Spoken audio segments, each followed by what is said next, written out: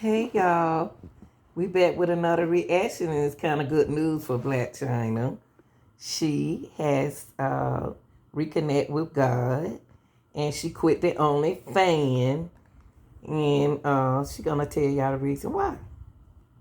To be born again, but also to walk away from so much that you'd embraced over the last couple of years, OnlyFans, and for that matter, plastic surgery. Why was it important to make that change in lifestyle?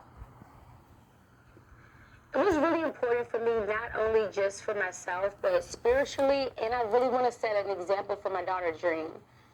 You know, I want to make sure that, you know, anything that I do, like I want to be a positive reflection on her life and the generations to come.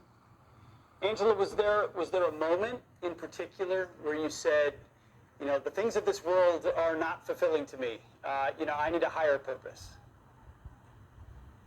Yes, honestly, for me, I was like, this is too much. It's time for a change. This is not really who I am. And something just came over me, like the Holy Spirit came over me, and I was like, you know what? I need to figure out what's my purpose in life. Like, why am I here? Like, and the way that I was living, I was like, you know, I don't like the way that I'm living. So I had to make a change so I could start walking into my own truth. And I feel like for me, that's very important. You know, you talk about setting an example for your daughter, Dream, who is beautiful, but you're also setting an example for a lot of young women. I mean, OnlyFans has become so normalized, and of course, you were a big star on there. So what would you say to other young women who are, as you described, debasing themselves, degrading themselves on that platform sexually? For me, I would honestly say if it's something that you're going through and you really just have to make the money, do it, but also to get out of it. Because to me, it's going to be a dead end. Anytime something is like fast money, it never ends well. And it's like you never want to chase money. You always want to attract money. And like the reason why I even started the OnlyFans because I was dealing with so many lawsuits, so many this, so many that, and I was scared to lose everything.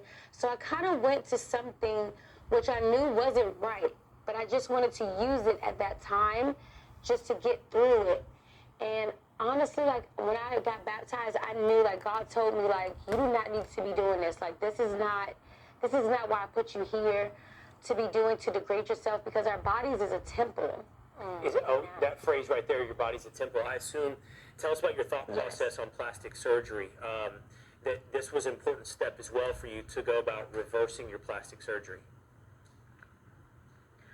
As far as reversing the surgery, it was really, really important for me because what I had got was illegal silicone injections. And what happens is some girls, they get it, but for me, like sometimes I would kind of like fall like ill and fall kind of sick from it. And the older that I get, I'm starting to realize, like, I want to be here for my kids. I want to have, you know, my grandkids, I want to be running around. Like, I want to just get this out of my body because obviously it's going to, in the long term, make me sick. And I came out so publicly because I want to let other women know that you can die from this. I've had, you know, cases where I've obviously researched it where girls can't reverse it, and now they have to like undergo a procedure where they cut you from your lower back and then have to scrape out everything. And you know, and for the women, it makes them really, really, really sad. And I just want to like warn women just not to do it. It's not worth it because you can possibly die from it. You could fall ill. It could travel to your lungs, migrate to different parts of your body, discoloration, disfigurement. So ladies, like, just don't do it. Like, don't do it. And if you do decide to do like a BBL or any cosmetics, you know, make sure you do the research because everybody isn't certified plastic surgeons, and they can be injecting you with anything. You never know like what they're putting into your body. Mm-hmm. It can be whatever. We don't know. So for me, when I got it when I was 19, I was young and naive, so I didn't know about all like the dangers and things like that of the sort. And by the